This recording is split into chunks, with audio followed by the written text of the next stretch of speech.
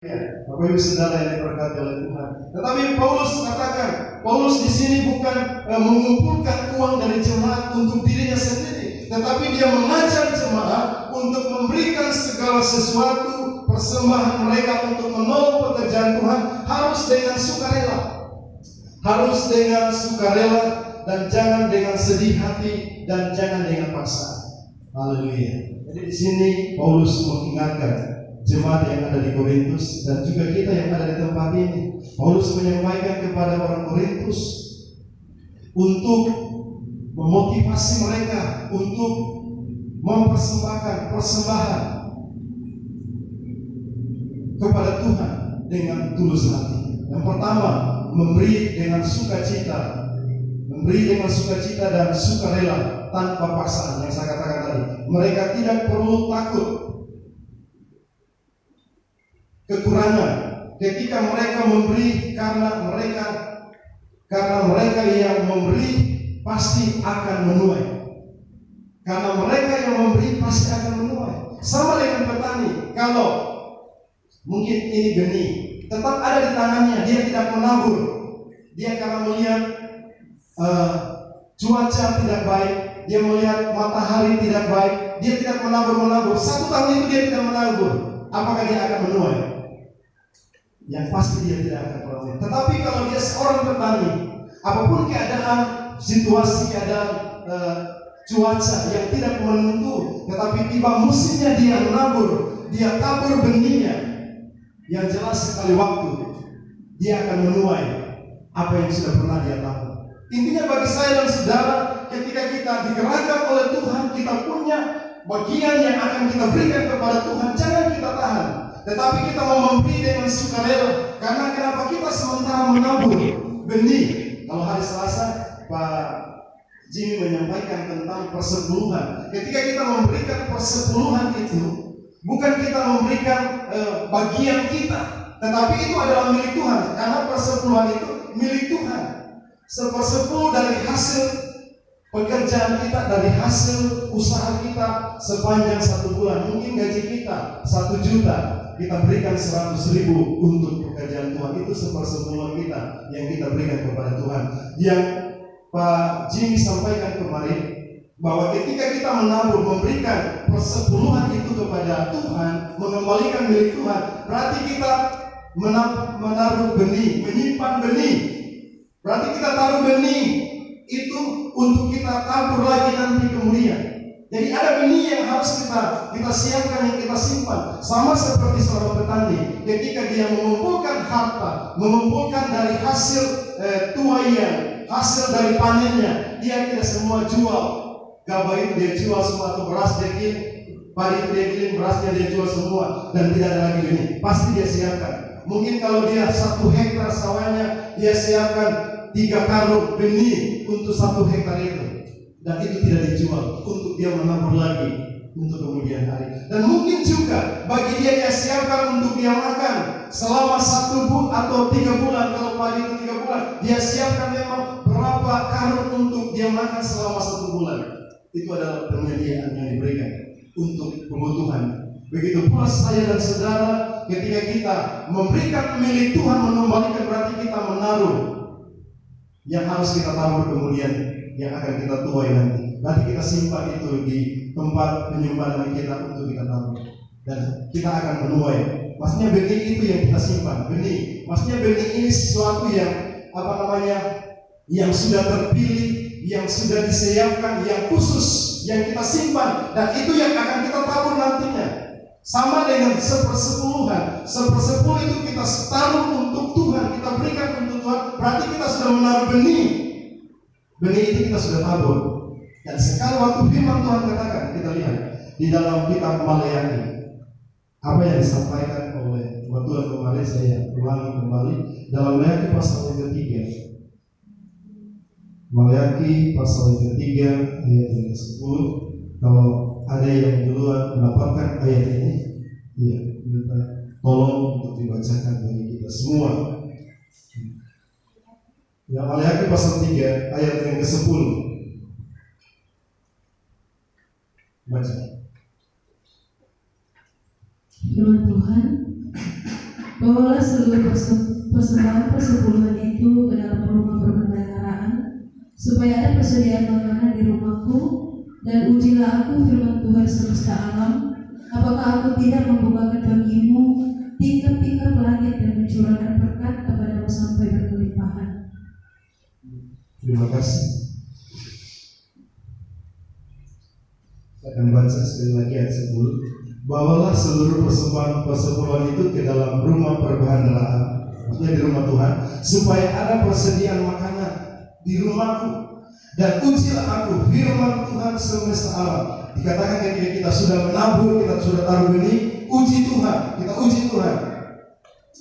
Ujilah aku firman Tuhan semesta alam, apakah aku tidak akan membukakan bagimu tingkap-tingkap langit dan mencurahkan berkat kepadamu sampai berkelimpahan. Ayat 11, aku akan menghardik bagimu belalang pelahap, supaya jangan dihabisinya hasil tanahmu, dan supaya jangan pohon anggurmu di padang tidak berbuah bagimu, firman Tuhan semesta alam. Maka segala bangsa akan menyebut kamu berbahagia, sebab kamu ini akan menjadi negeri kesukaan, firman Tuhan semesta alam. Haleluya. Itu janji Tuhan. Dikatakan ketika kamu sudah memberikan milik Tuhan itu, mengembalikan milik Tuhan, ujilah aku. Berarti Tuhan tidak hanya suruh kita menabur, tetapi tanpa ada jaminan yang diberikan oleh Tuhan. Tuhan katakan ujilah aku. Dan ayat 11 katakan aku akan menghardik bagimu. Berarti setiap hal yang akan mengambil atau mencuri bagian yang kita miliki itu Tuhan akan halau. Ada perlindungan Tuhan ketika kita menabur bagi Tuhan. Haleluya. Bagiannya Tuhan akan melindungi. Dikatakan ayat 11, aku akan menghardik bagimu belalang pelahap, supaya jangan dihabisinya hasil tanahmu, dan supaya jangan pohon anggurmu di padang tidak berbuah bagimu, firman Tuhan semesta alam. Haleluya. Mungkin kita tidak menabur seperti yang diceritakan oleh firman Tuhan. Kita tidak punya pohon anggur, atau kita tidak punya di dalam ayat ini supaya jangan dihabisinya hasil tanahmu, atau kita tidak menabur, tetapi kita punya pekerjaan, profesi, mungkin sebagai pegawai, mungkin sebagai wira swasta. Dari situlah firman Tuhan katakan Tuhan akan halau. Jadi pekerjaan kita pun akan dilindungi oleh Tuhan, bos kita pun akan diberkati oleh Tuhan di mana kita bekerja, bahkan di mana kita berusaha, Tuhan juga akan melindungi kita. Itu janji Tuhan. Dan bagian kita, firman Tuhan katakan kita harus kembalikan bagiannya Tuhan atau milik Tuhan.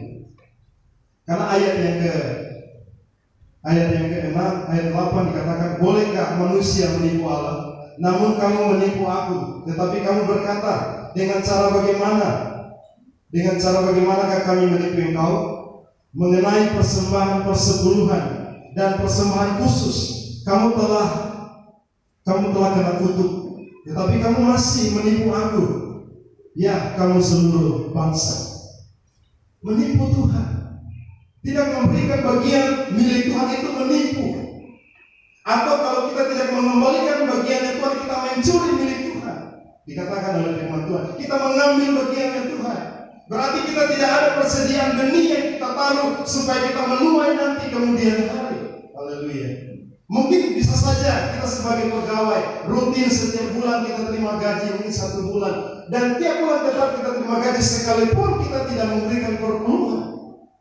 Tetapi firman Tuhan katakan, saudara yang diberkati oleh Tuhan, ketika kita menabur firman Tuhan, dia akan dikatakan oleh firman Tuhan, ujilah aku. Maksudnya apa yang kita terima itu Tuhan akan lipat gandakan di dalam ayat tadi. Ya. Kita kembali di dalam bacaan kita tadi 2 Korintus. Tuhan akan lipat gandakan di dalam 2 Korintus ayat yang ke-8. Dan Allah saksa, maka janji Tuhan berkata, Allah sanggup melimpahkan. Dikatakan ayat 8, Allah sanggup melimpahkan segala kasih karunia kepada kamu, anugerah kepada kita. Mungkin ada saja orang yang punya gaji 10 juta, tetapi ketika dia sudah terima gaji, dia tidak memberikan bagian Tuhan, tetapi dia sakit-sakitan. Jadi setiap gajinya itu hanya habis dipakai untuk ke dokter, ke rumah sakit, beli obat, atau bayar ini, bayar itu. Dan dia tidak pernah menikmati dari gaji yang besar yang dia miliki. Sudah ada orang yang seperti itu. Makanya firman Tuhan katakan, Paulus sampaikan, jangan dengan sedih hati, tetapi dengan sukarela untuk kita memberikan kepada Tuhan. Haleluya. Dalam hal ini saudara, kita mau membuktikan bahwa Tuhan itu benar memelihara saya dan saudara. Apalagi di hari-hari ini, masa-masa sukar yang akan terjadi. Firman Tuhan katakan dalam Wahyu 6 ayat 6, secupak gandum sedinar, gaji satu hari itu hanya cukup dimakan untuk satu keluarga. Saudara, berarti besoknya harus dicari lagi untuk makan. Ini akan terjadi ke depan. Kita lihat bangsa-bangsa lain sedang mengalami masalah resesi. Bahkan bangsa kita pun kita tidak tahu resesi terjadi. Minyak yang kemarin naik, harga-harga melambung tinggi. Bahkan orang-orang yang di kelas bawah itu mereka menjerit dengan harga yang naik hari-hari ini, saudara. Tetapi bagi kita mungkin yang punya gaji itu tidak terasa kalau itu harga barang itu naik. Tetapi firman Tuhan katakan hari-hari yang akan datang akan semakin sukar. Tetapi saya, saudara, yang diberkati oleh Tuhan, ketika kita mau merenungkan firman Tuhan ini, Tuhan ajar kita bahwa kita mau menabur. Bagian kita menabur saja apa yang diperintahkan oleh Tuhan. Di dalam Galatia, kita lihat Galatia pasal yang ke-6. Galatia pasal yang ke-6 ayat 9. Pasti bacakan ayat 9 dan ayat 10. Galatia 6 ayat 9 dan ayat 10. Firman Tuhan, janganlah kita jemu-jemu berbuat baik, karena apabila sudah datang waktunya, kita akan menuai jika kita tidak menjadi lemah.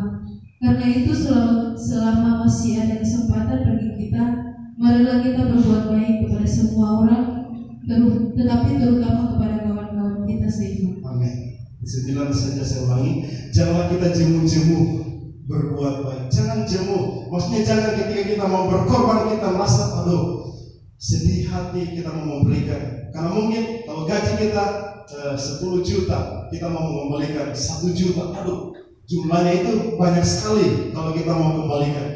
Haleluya. Tetapi firman Tuhan katakan janganlah kita jemu-jemu berbuat baik, karena apabila sudah datang waktunya, maksudnya masa menuai itu akan ada. Seperti orang tanam tomat, mungkin 3 bulan atau 2 bulan dia sudah menuai tomat. Kalau padi ada yang 4 bulan, ada yang 3 bulan dia sudah menuai. Di sini dikatakan, janganlah kita jemu-jemu berbuat baik, karena apabila sudah datang waktunya, waktu menuai maksudnya, kita akan menuai. Jika kita tidak menjadi lemah. Dalam hal ini mesti begini, ketika kita mau menabur, mungkin hari ini 1 bulan ini kita mau memberi. Tetapi bulan berikutnya kita merasa rugi untuk memberi. Ini firman Tuhan katakan, karena apabila sudah datang waktunya kita akan menuai jika kita tidak menjadi lemah. Jangan pernah menjadi lemah, tawar hati untuk menabur. Tetap seperti biasa, tetap konsisten, tetap terus menerus bagian kita. Sudah menjadi gaya hidup, menjadi kebiasaan kita mengembalikan milik Tuhan, menjadi kebiasaan kita untuk memberikan korban kita kepada Tuhan. Sudah menjadi satu kebiasaan, bukan sebagai satu hal yang merasa bagi kita kalau saya sudah memberikan milik saya itu berarti saya tidak punya lagi apa-apa. Saudara pernah baca tentang seorang janda yang memberikan persembahannya kepada Tuhan. Orang itu orang kaya datang dengan uang yang banyak, ada yang emasnya dia taruh di tempat persembahan. Tetapi Tuhan katakan persembahan seorang janda ini yang berkenan di hati Tuhan. Persembahan seorang janda, karena janda ini memberikan apa yang dia miliki, apa yang dia punya, dan dia berikan dengan sepenuh hati, dengan sukarela, karena itu yang dia punya. 2 peser saja yang dia beri, tidak ada arti, tidak ada nilai bagi orang kaya, tetapi bagi Tuhan itu berharga, karena dia memberi dengan sukarela, dia memberi dengan sukacita apa yang menjadi miliknya, dia persembahkan kepada Tuhan. Itu yang Tuhan mau, bukan nilainya, jumlahnya yang banyak yang kita persembahkan, dan itu berkenan di hadapan Tuhan. Tetapi bagaimana sikap hati, motivasi hati kita berkorban untuk kerja Tuhan, dan itu yang Tuhan perhitungkan dalam kehidupan saya dan saudara. Yang ketiga, memberi dengan sukarela adalah panggilan dari orang percaya. Pemberian kita Pemberian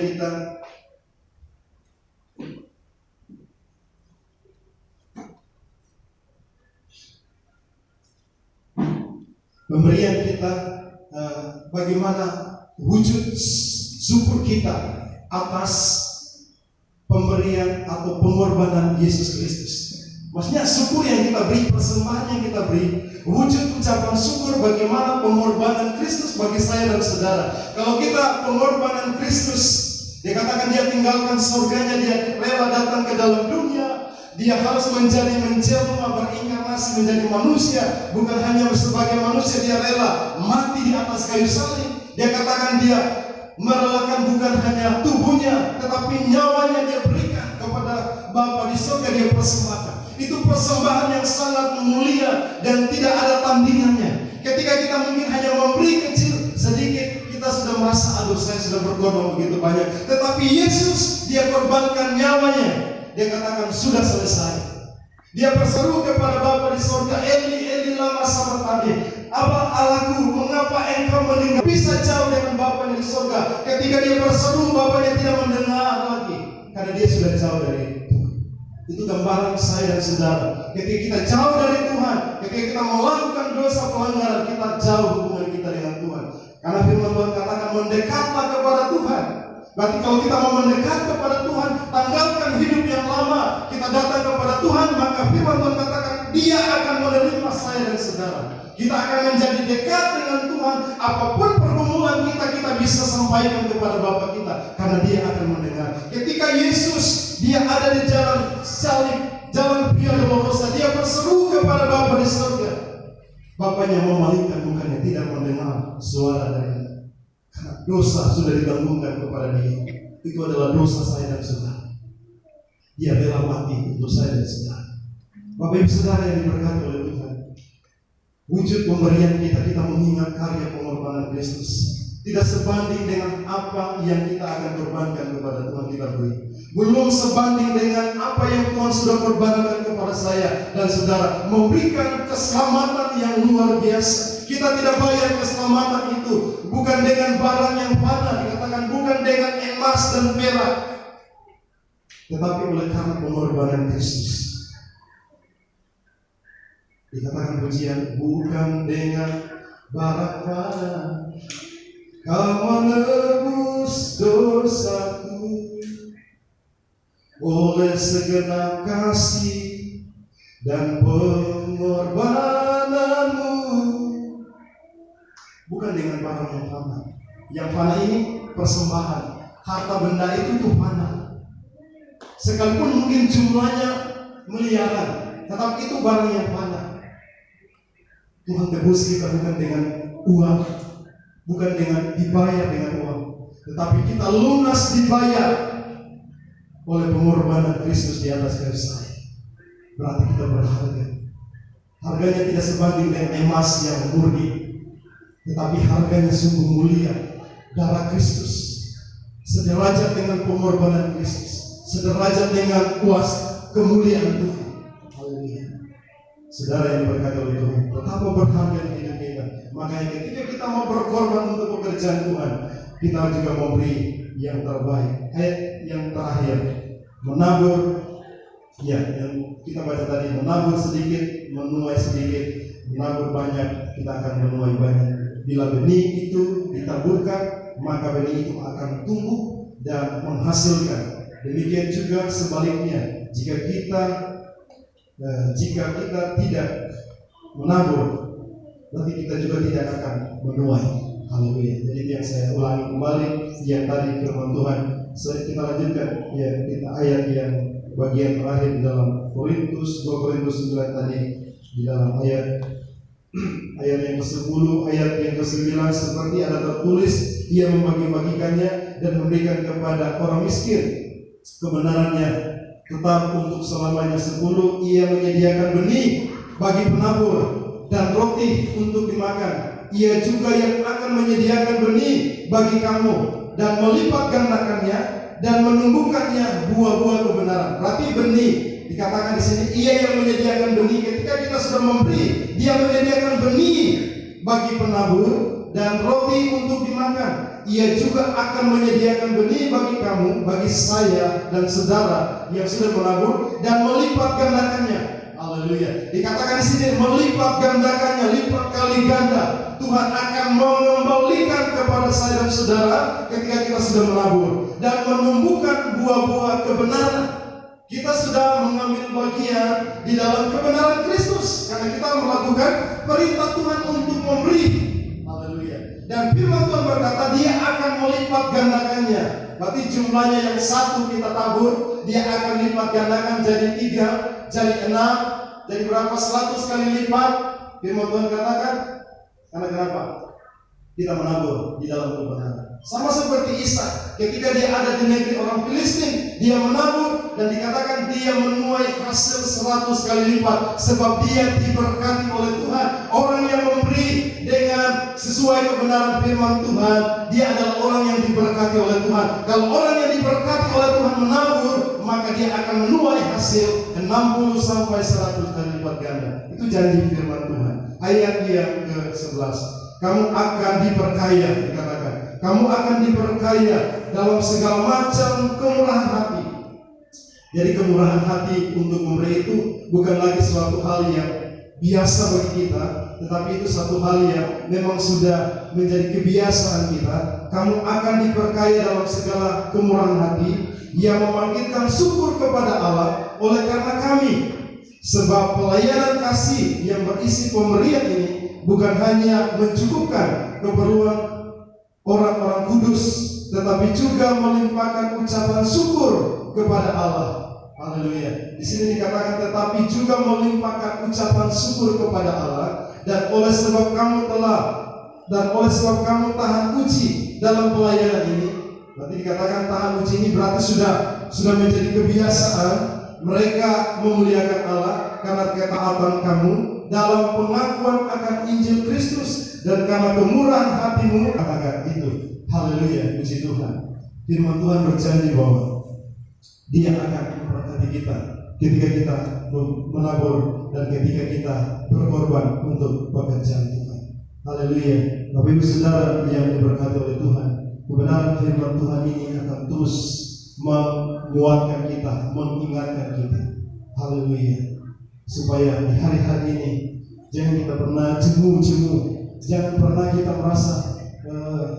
merasakan hitung-hitungan ketika kita menabur, tetapi kita memberi apa yang menjadi milik Tuhan, apa yang menjadi kepunyaan Tuhan kita kembalikan. Karena firman Tuhan berjanji, ujilah aku. Haleluya. Puji Tuhan. Ketika kita menabur, berarti kita pegang janji Tuhan. Tuhan akan memberkati kita. Sekecil mungkin apapun usaha pekerjaan kita, tapi kalau kita tahu memberikan milik Tuhan, sama dengan kita menyediakan benih untuk kita tuai di bulan depan. Kita tabur bulan ini, tuai bulan depan, tabur bulan depan, tuai bulan berikutnya, dan terus menerus kita tidak akan pernah kekurangan, sebab benih penyediaan itu tetap ada. Firman Tuhan katakan. Tuhan memberkati firman ini dan Tuhan memberkati kita semua. Haleluya. Amin.